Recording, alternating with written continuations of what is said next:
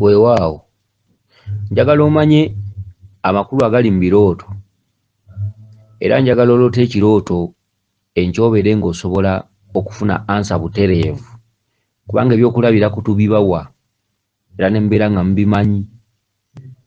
Akati omukyala ono yeddira ndiga. Omukyala ono agambye nti yaloose ekirooto nga ali wabwe mu kyalo. Mukazi gwe ogambye nti wabadde wammwe mu kyalo naye nga olimye olubimbi nga lunene nnyo naye nga wasigaddewo akabimbi katono.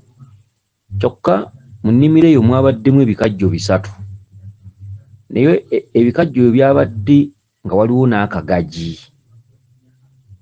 Akati twagala tulabe ekirooto kino kitegeeza ki era musambwa ki ogwavuddeko okukoloosa ekirooto kino era bakugamba ki era jjajjaawo ki kyategeeza mu kino. Kakati twagala tukirabe. Kati ekituntundu ky'okubeera wammwe mu kyalo z'ensonga z'abajjajjaabe zikubanjibwa. Ensonga z'ewammwe, ensonga z'ekika kyo, ensonga z'olunyiriri lwa jjajjammwe oba ensonga z'ennyumba ya kitammwe ye Lubaale. Kati ebiseera ebisinga kwe kuloota nga nolaba nti nabadde nzizeeyo mu kyalo, nabadde waffe mu kyalo naye nga nnimye olubimbi lunene nnyo nga wasigaddewo akabimbi katono. Olubimbi olunene nnyo lwe bakulaga kuba kati gwe mukazi gwe tolina kiseera ky'osobola kutumatiza nti wakola ku mpewo zino. Olubimbi olunene lwe bakulaze kye kitundutundu kwe musinzirira ku mitimbagano gino ne musoma kuno na kuli ne mufuna okumanya n'okutegeera oba obwongo ne bugaziwa.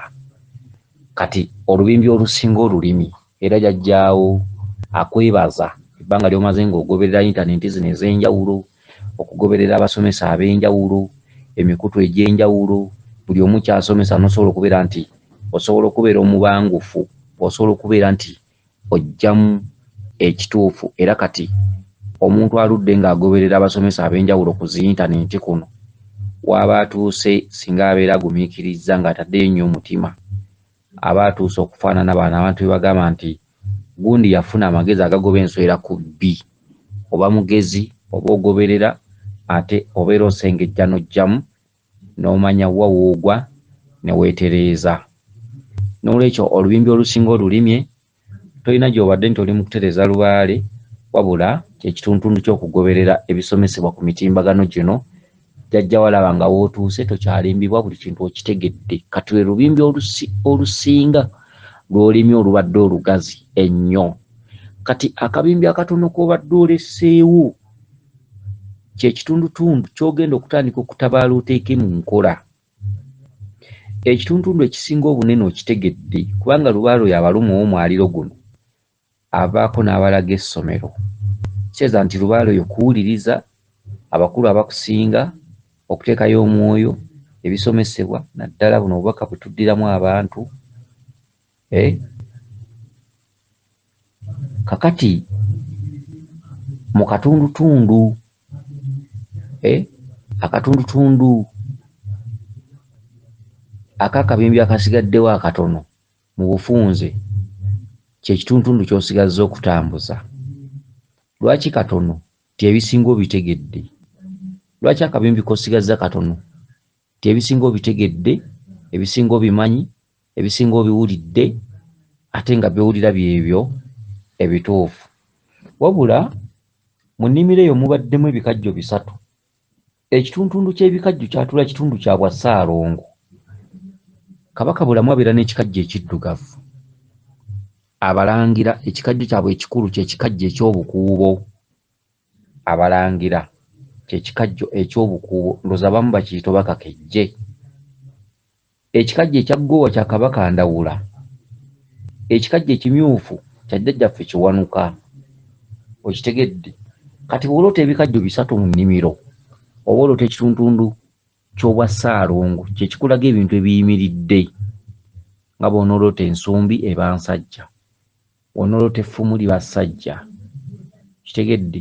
Amagezi bwe gatyo. Akati ebikajjo tubinnyonnyodde.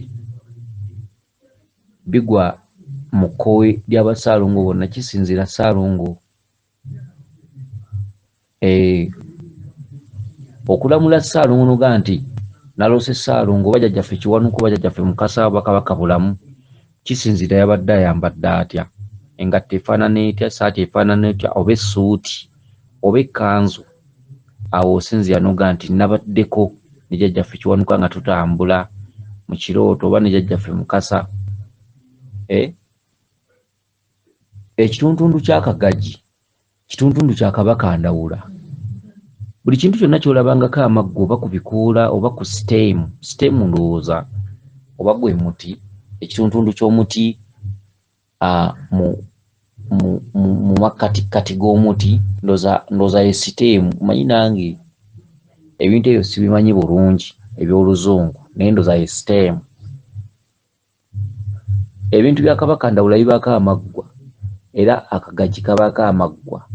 Akagagi okalutedde mu fomula oba mu process okaleetedde mu process ey'okulaba ebyo Ndawula by'ataalawula ebyesigaliza amaggwa.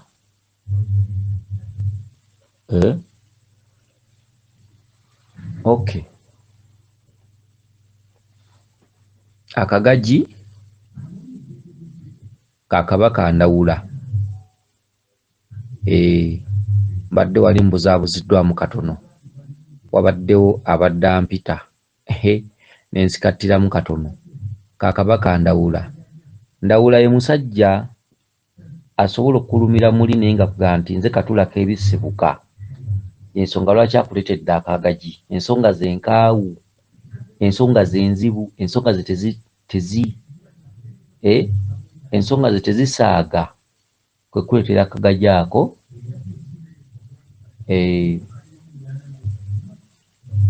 Weewaawo ye nze Omulangira Jjuuko Munabuddu.